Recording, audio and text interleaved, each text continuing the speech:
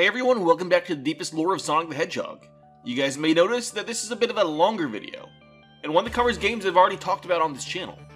That's because this is an updated compilation video of the main 4 games released in the original Sonic Origins collection. Released today to celebrate Sonic's 32nd birthday, as well as the release of Sonic Origins Plus. It's mostly just the original videos, but with a little bit of pruning. Apologies in advance for the varying audio quality, as these are videos that released over the course of about 3 years. And my video making process has changed quite a lot in that time. Also, I won't worry about the timeline in this video, simply because Sonic Origins makes it clear exactly what order these games go in. And with that, let's get into the deepest lore of Sonic Origins.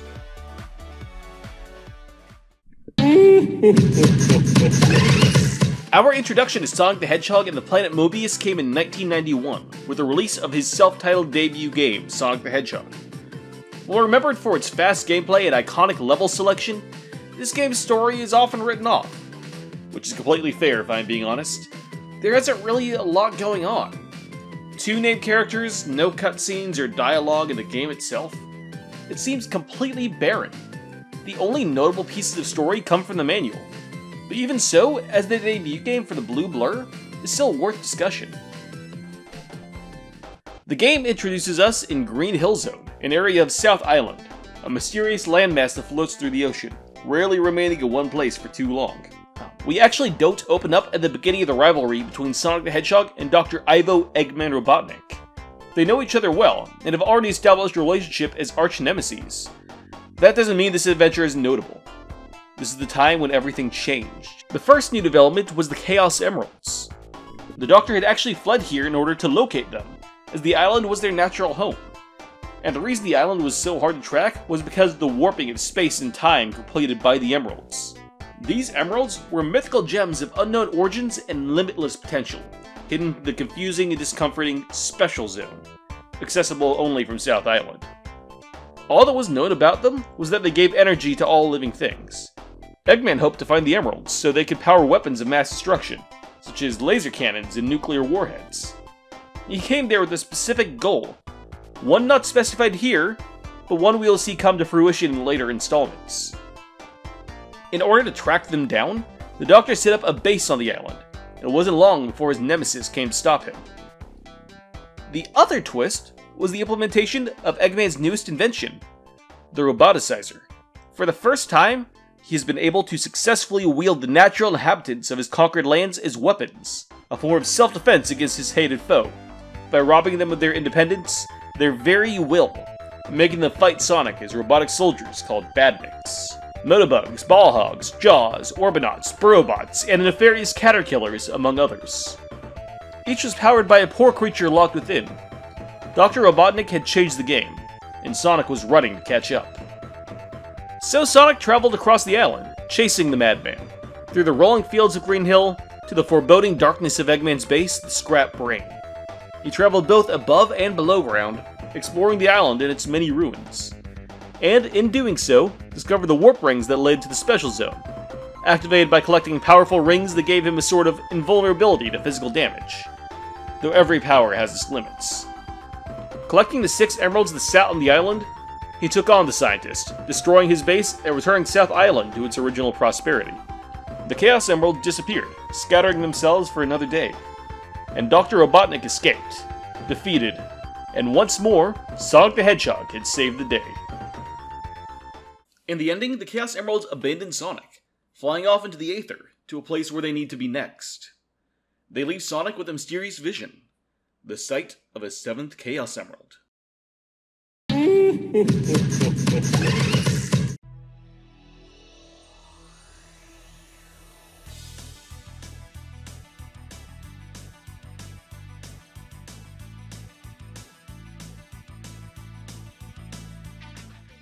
The third mainline Sonic game was Sonic CD on the Sega CD system, released in September of 1993. Wait, what? Were you expecting something different? Actually, this game was not planned on being the third in the series, but actually the second. Yes, third Sonic 2.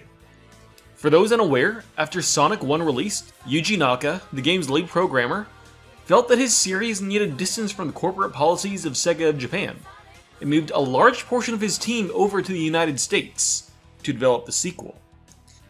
Meanwhile, the developers from Sonic 1 who remained in Japan, under the leadership of character designer Naoto Oshima, worked in parallel with Yuji Naka's team. The two were initially meant to be working on the same game. However, over time, different directions were chosen regarding how the sequel should be made. The projects were split into two separate games, Sonic the Hedgehog 2 and Sonic CD. The two teams learned completely different lessons from the first game, with Sonic 2 focusing on the speed element of the first game, while the Sonic CD team worked more on the slower platforming, and prepared a game that championed exploration and controlled speed.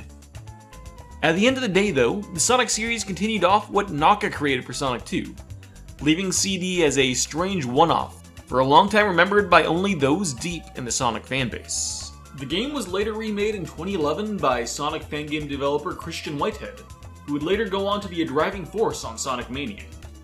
As this is the only remake of CD, it will be the one that we consider to be canon. The story follows Sonic as he travels to Never Lake, a place where, every year, a mysterious world known as the Little Planet appears above the lake for a brief period of time. On the planet, the past, present, and future all collide. The planet is powered by the Time Stones, a group of magical gems that allow the planet's mysterious properties. Is it just me, or does this sound very familiar? After South Island, West Island, and of course the eventual discovery of Angel Island in Sonic 3, we have a strange number of floating landmasses that are inextricably linked to magical gems. Once again, I want to put this off for a few more videos, but I just wanted to draw attention to the consistent parallels we have seen in legitimately every single game we have covered so far. There is something going on here, even if I don't know what. Anyways, back to the story at hand. Something is different this time. When the Little Planet would usually be around very briefly, Sonic arrived to find it encased in metal and chained to the earth. You didn't need to think very long about who would cause this. There was only one real answer. The dastardly Dr. Robotnik, back again. This time to conquer not the power of chaos, but time itself. Sonic isn't alone in his quest, however. A young girl had come to the island on her own accord. She was a fortune teller, a reader of tarot, who had learned from the cards that, in coming to the Little Planet, she would have a fateful encounter with the love of her life. Upon arriving, she met Sonic, and was determined to stay by his side. This girl was, of course, Amy Rose the Hedgehog. Sonic swiftly invaded the planet, with Amy tagging along behind. He didn't really have much interest in her romantic subplot, but he didn't want the girl to get hurt either, so he kept an eye on her. Once there, Sonic found that, at certain times if he ran fast enough, he could actually travel through time. The past was a serene wonderland, under attack by Robotnik's robots. In the present, his forces were just beginning to take hold, and the future was a dark, foreboding wasteland, where Robotnik ruled with an iron fist. Soon after their arrival, Amy was kidnapped by a blue robot that moved with a speed unparalleled by anyone. Well, almost anyone. This robot was as fast as Sonic himself, and even looked the part, sporting a blue Tektite exterior, spines along its head and back, and an attitude. This was Metal Sonic. Not just any Metal Sonic, mind you, but the recognizable one. The one seen in Sonic Heroes, Sonic Generations, and Sonic 4. When most Sonic fans talk about Metal Sonic, this is the robot that they mean. And expect another video on him very soon. There are some theories surrounding the robot that I want to discuss. With Amy the hands of Robotnik and the fate of the future in the balance, Sonic knows that it's up to him to stop the Mad Doctor in his tracks once more. In every level, Sonic travels through 2 stages, and then faces off against Eggman in a 3rd boss stage, which exclusively takes place in the future of that zone. While the future starts off as a Robotnik-ruled wasteland known as the Bad Future, Sonic can turn those areas instead into the Good Future, a zone completely without robots, and with a more positive background music. This could be done by finding a robot transporter in the past of each zone. By destroying it, Robotnik's influence on the stage would be done for. Also in the past, a projector showing Metal Sonic stomping on a small animal could be found. By destroying that, the native wildlife would return to the area as well, though that was not required to access the good future. Deep into the little planet, Sonic finally arrived at Stardust Speedway. It was here he would finally face off against Metal Sonic. But not in a fight. What Metal Sonic really wanted was something much more in line with Sonic's own desires. A race to the finish. The loser of the race would be destroyed by Robotnik. The stakes set in place, the two began their battle. While Metal was trying to attack and sabotage Sonic the whole way, the blue blur was able to pull through and reach the end of the race, leaving Metal to be fried by Robotnik's traps. Freeing Amy, he made his way to the depths of Robotnik's base, Metallic Madness, to track down the scientist and remove his hold on the island once and for all. While Robotnik's final fever was a tough challenge, Sonic was able to beat him and free the little planet. This game, much like the previous one, has alternate endings based on how the game is played. In general, I tend to assume that the hardest ending to reach is the canon one in games like this, unless shown otherwise from later titles. Here, there are actually two different ways to get the best ending. Either by returning all stages to their good futures, by removing the robot transporters mentioned earlier, or collecting all the time stones from the special stages. Interestingly enough though, I think that the good ending of this game was completed only by collecting the time stones, not by destroying the transporters. In both Sonic Generations and Sonic 4's episode Metal, Stardust Speedway is shown, but only the bad future version. This implies to me that Sonic never found the transporter in Stardust Speedway, and as such, it was still devastated by Robotnik in the future, even if he had saved the rest of the little planet. So, I don't know entirely which ones he did and didn't destroy, but all I can tell is that it wasn't every single one. But feel free to tell me if you disagree with this reading. Alright, I teased you guys last time with the 8-bit version of Sonic 2. I admit it. And honestly, after playing that game myself, I was a little disappointed as well. But no worries, this time it's real. This time I'm taking on Sonic the Hedgehog 2, the 16-bit one, the Genesis one, the one that classic Sonic fans everywhere know and love. This game was the first to have a multiplayer option, and was the first time that Tails was a playable character, the little sibling for this franchise. Therefore, it seems only fitting that I have my younger sibling join in with helping in this video. Care to introduce yourself? Good afternoon, folks. I'm Luna, author, artist, and Chase's sister, which is a full-time job in itself, believe me. I recognize how drab Chase can be, so I'm here to spice things up a bit. While we could start by talking about the opening of the game itself, the manual includes 2 extra sections of backstory that take place even before that.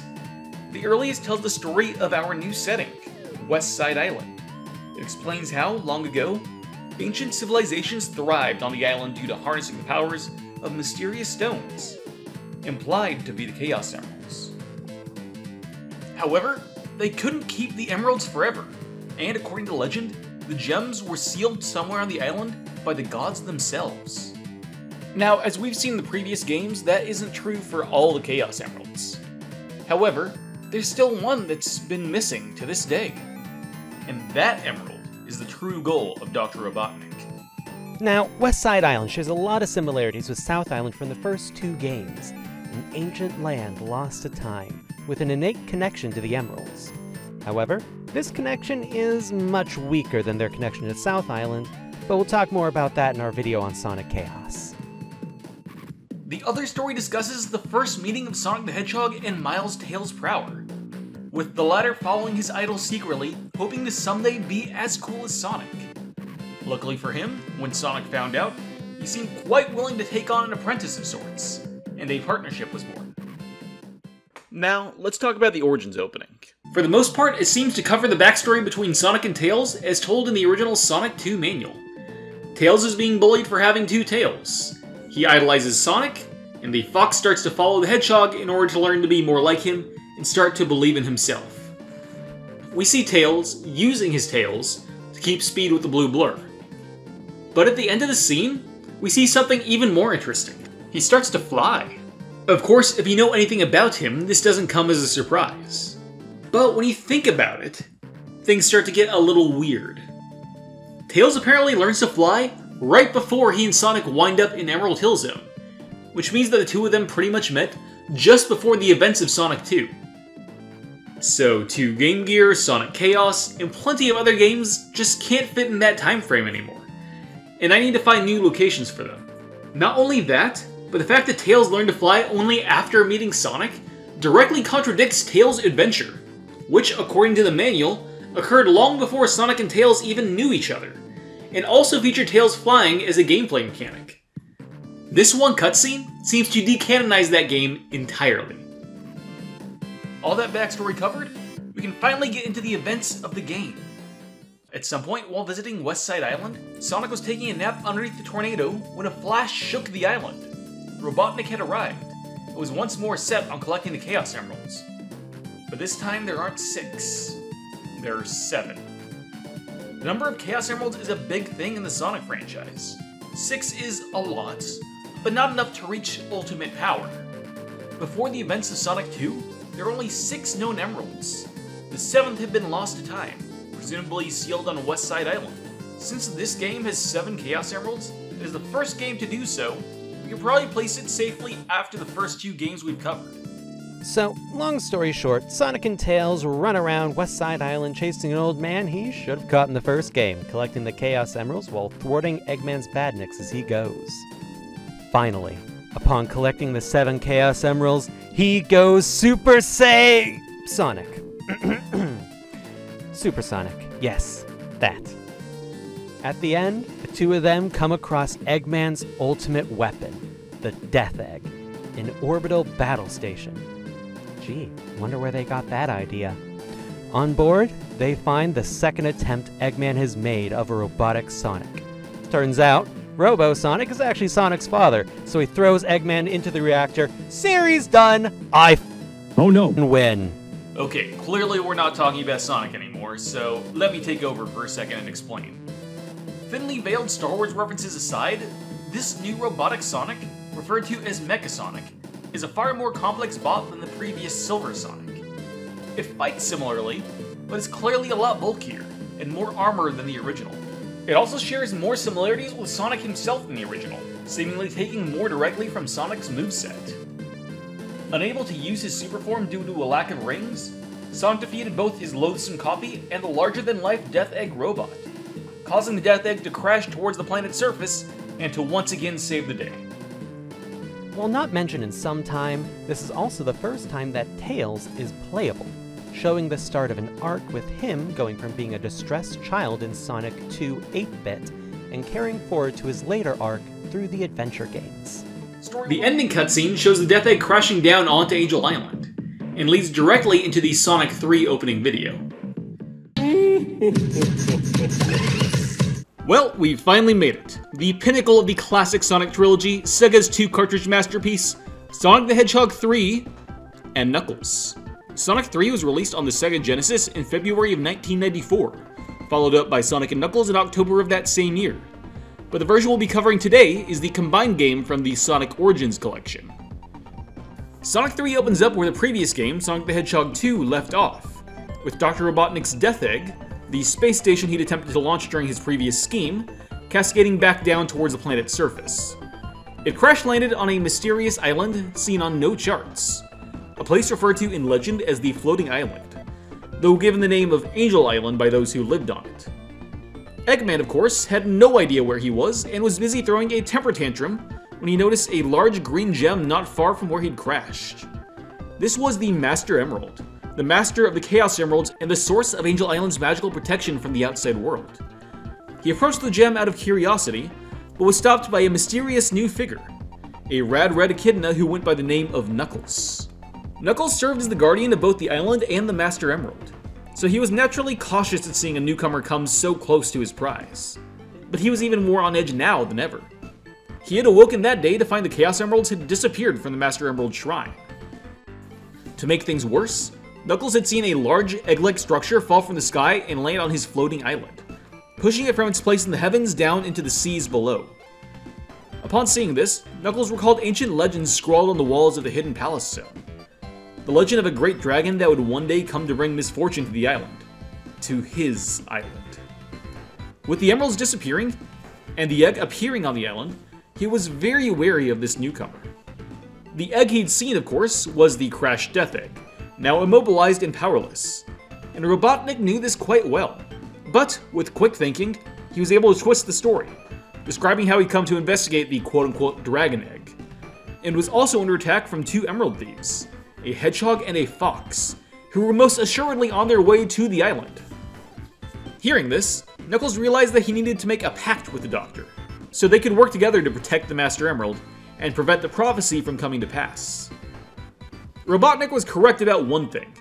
A hedgehog and a fox were on their way to the island. Sonic the Hedgehog and Miles, Tails, Prower the Fox were crossing the ocean to find the remains of the space station and stop whatever plans Robotnik surely was already brewing. Sonic, having found all 7 Chaos Emeralds in his previous adventure, was in his super form, running across the ocean. In this form, Sonic is at his most powerful, nearly invincible and able to move at dazzling speeds. The two eventually find themselves on the shores of Angel Island, and Sonic runs ahead to see what he can find, only to be sucker punched by Knuckles. Somehow, the Guardian of the Master Emerald had managed to damage Sonic even in his super form, sending the collected emeralds flying. While the Hedgehog was still stunned, Knuckles swiftly collected the emeralds, did some chuckling, one of his favorite hobbies, I assure you, and ran off to do his best to keep these two interlopers from finding the shrine. Tails landed the plane and caught up with Sonic, and the two began to explore the island. Throughout the whole adventure, it seemed like Knuckles was 2 steps ahead of them, setting up traps and knocking the pair off course almost constantly. And of course, there were the Eggman robots, causing destruction all over the place. But as they traveled across the island, Sonic was able to find the same warp rings he'd seen during his first adventure, and use them to re-enter the special zone and collect the 7 Chaos Emeralds.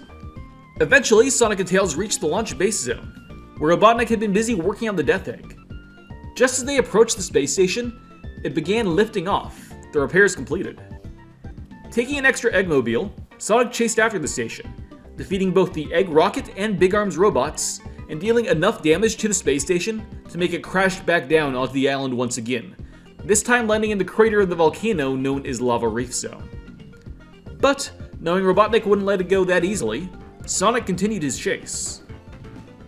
In the forests of Mushroom Hill Zone, Sonic caught Knuckles leaving one of his secret passages, and going back where he'd seen the Echidna leave from, Sonic found a hidden entrance to the Master Emerald Shrine. He deposited the 7 Chaos Emeralds into their pedestals, and found that he could once more access the special zone by touching them. And whenever he completed a stage, one of the emeralds would gain immense power. Upon completing all 7 stages over the course of his journey to Lava Reef, Sonic was able to empower all 7 emeralds, gaining access to a new and more powerful form known as Hypersonic. We'll discuss it later, but the canonicity of Hypersonic is actually a little in question. In Lava Reef, Sonic was able to defeat Robotnik's Egg Inferno, and soon after found the entrance to the Hidden Palace Zone, home of the Master Emerald Shrine. Finally, Knuckles had no choice but to fight these invaders face to face. He and Sonic fought underneath the mosaic which showed one of the prophecies of the ancient Echidnas, an image of a large figure holding the Master Emerald, being chased by a being of golden light. Sonic was able to defeat Knuckles and continued into the shrine, where both were surprised to find Robotnik attempting to steal the Master Emerald. In a fit of rage at this betrayal, Knuckles attacked Robotnik, leaping onto the emerald in order to try and pull it back down. But he was struck by a massive electrical shock and fell to the ground, exhausted and helpless, as the Mad Doctor took the source of his home's power. In that moment, Knuckles had failed in his sacred duty. Now the Guardian needed to figure out how he was going to get the gem back, but he was tired. Not only had he been shocked by Robotnik, but he'd had his behind handed to him by Sonic and Tails. He didn't have the energy to do this himself. But if Robotnik had been lying to him the whole time, maybe the Doctor had been lying about the Hedgehog and the Fox too. And now, Knuckles didn't have anything else to lose by trusting them.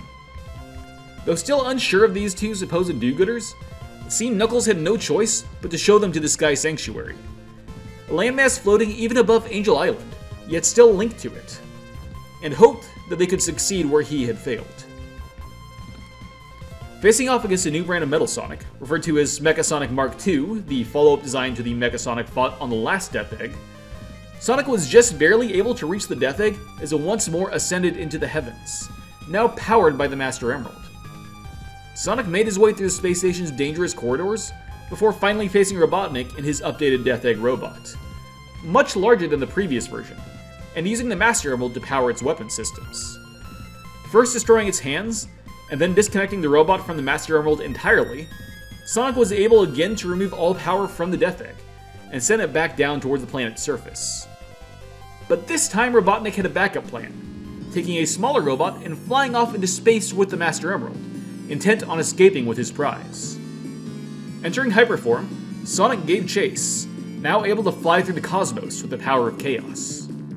Chasing Robotnik through an asteroid field, Sonic was eventually able to use the scientist's own missiles against him and destroy this new Death Egg robot once and for all, taking back the Master Emerald. He returned to the island, leaving the gem with Knuckles and once again allowing the Guardian to protect it. With the Emerald returned and the weight of the Death Egg gone, Angel Island returned to floating above the surface. Their mission complete, Sonic and Tails took off, searching for their next grand adventure. But that's only half the story. Knuckles had his own campaign taking place after the events of Sonic's story. It opens up with Knuckles resting in Mushroom Hill Zone when suddenly an egg-shaped bomb drops on top of him. He spies an egg robo that somehow survived the recent confrontation taunting him, and goes to chase after it. In doing so, he traveled the same route that Sonic did, finding many of the same bosses. It seems that the egg robo remembered its master's plan, and even with Robotnik out of the picture, was programmed to finish the job.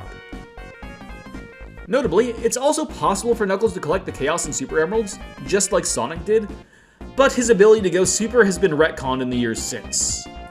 According to all official statements from Sonic Team in the last decade or so, only male hedgehogs are capable of going Super, so Knuckles having his Hyper Knuckles form in this game is more or less a non-canon Easter egg. Now, I'm not going to bother you with most of the details of this adventure, since it's pretty one-to-one with Sonic's journey, until he reaches Hidden Palace Zone. There, the Egg Robo traps Knuckles and presents him to Mecha Sonic Mark II, completely repaired since his bout with Sonic. The android attempted to execute the trapped Echidna, but Knuckles was able to wiggle free just in time to avoid the robot's attack, and the two do battle. When it became clear to Mecha that it couldn't beat Knuckles with its own power, the robot rushed towards the nearby Master Emerald and leached some of its energy, creating a golden super form for itself, though one that didn't last very long. Knuckles needed to beat down on the robot in the few seconds it was vulnerable between supercharges in order to defeat it for good, saving the Emerald on his own and finally freeing the island from Robotnik's influence. Something that's very interesting about Knuckles' route is that, despite the levels being mostly the same, there are certain details that change between the two stories to show that time has passed. In Launch Base Zone, there is no Death Egg in the background, as it's already crashed into the sea. In Sandalpolis Act 2, the ghosts have already been freed, as Sonic did the deed himself during his own trip across the island. When Knuckles reaches Sky Sanctuary, it's a shadow of its former self, because most of these ruins were destroyed during Sonic's attempts to reach the Death Egg. Not only that, we can clearly see Robotnik's technology evolve from Sonic 2. I mentioned how the final boss is clearly an upgraded Death Egg robot, but you can also see the hands of a prototype version of that as part of the Lava Reef Zone boss. Mecha Sonic Mark II continues to be a larger, bulkier robot design than the classic Metal Sonic, more resembling the Mecha Sonic from Sonic 2. Even these grips from the Flying Battery resemble the spider enemies from Chemical Plant Zone. You can really feel Robotnik learning from his past mistakes and improving his designs in the game. Now, let's talk about some of the lore introduced in this game. First things first, the big man in the room, Knuckles the Echidna. He's the last known Echidna and guardian of both the Angel Island and the Master Emerald. He's about 16 years old, likes grapes, and has a hard time trusting people. Very interestingly, in the manual for the original Sonic 3, it stated that Knuckles had the Chaos Emeralds just prior to the start of this game's events, which makes no sense when you consider that Sonic starts the game wielding them as Super Sonic. It was also stated in the manual that, when the Emeralds disappeared, Knuckles had been knocked out, so the implication seems to be that Knuckles was out cold for the entirety of Sonic 1, Sonic 2, and Sonic CD. Though I also have a theory that could make all of this far more interesting. But since that's a theory, I'll save it for its own video. Keep an eye out for that. at some point, I guess. Now, while Knuckles is the last echidna, the game still gives us a few hints about the civilization that once existed. The Japanese version of the manual discusses how Angel Island used to be part of the mainland before a civilization of ancient echidnas attempted to wield the Master Emerald's power as a weapon, and ended up causing such a massive overflow of power that the island ended up disconnecting and flying into the air. This is implied to be the end of the Echidna civilization as it once was, and the beginning of Knuckles' predecessors becoming Guardians of the Emerald. It can be assumed that all of the ruins we see on the island, such as the Pyramid and the Sandopolis, are of Echidna make. We also see their handiwork in the Hidden Palace Zone, specifically the mosaic that predicted the final battle in the Doomsday Zone. The Echidnas definitely had some power of telling the future, because this is not the only Sonic game they predicted, as seen by the Sonic Adventure games. The Master Emerald is also a topic worth discussing. It's clearly a powerful gem with some connection to the Chaos Emeralds. When exposed to the Master Emerald, the individual gems gain immense power, and it even has the power to grant a robot super form all by itself. It's because of this raw power that the Emerald needs a guardian, at this point Knuckles, and this Emerald will go on to be the basis for a lot of lore in future titles. Finally, we get to what's probably the most controversial part of the lore of Sonic 3 and Knuckles, the Super Emeralds. As mentioned earlier, the Chaos Emeralds take on a new form when returned to their rightful places within the Master Emerald Chamber. These new forms are known as the Super Emeralds, and not only grant extra power, but change the shape of the emeralds, with them becoming the familiar diamond cut we would know throughout the rest of the series, giving us a reason as to why they look so different in Sonic 2 than in future titles. We can also see just how much more power they're given by comparing Supersonic with Hypersonic, the latter of which is a powerful move that can wipe the screen of all enemies. Unfortunately, this power boost seems to not be permanent, as Hypersonic has not returned in later games. Sonic Team has made it very clear in interviews that the Supersonic seen in future titles is still Supersonic and not Hypersonic under a new moniker. I'm not going to go into the reasons why here, but Hypersonic has been abandoned by Sega, and even its very existence can be called into question depending on how you interpret those words. But the fact that the Emeralds were given power in the Master Emerald Chamber is still true, since the updated design of the Emeralds is carried forward into future games. Also, as mentioned earlier, both Knuckles and Tails were given super forms in this game, but both have been deemed non-canon due to the male Hedgehogs rule. And with that, we've covered the mainline classic Sonic games. Their timeline is clearly spelled out in-game, so I won't worry about explaining it here. In case you missed it, Sonic Origins Plus released today, adding a whole bunch of handheld Sonic games to the collection, so I suggest checking them out. I have videos on a few of them, which I'll link in the cards in the comments. I believe the next Sonic game for me to cover will be Sonic Drift, so that will be interesting. Thanks for watching, and I'll see all of you next time.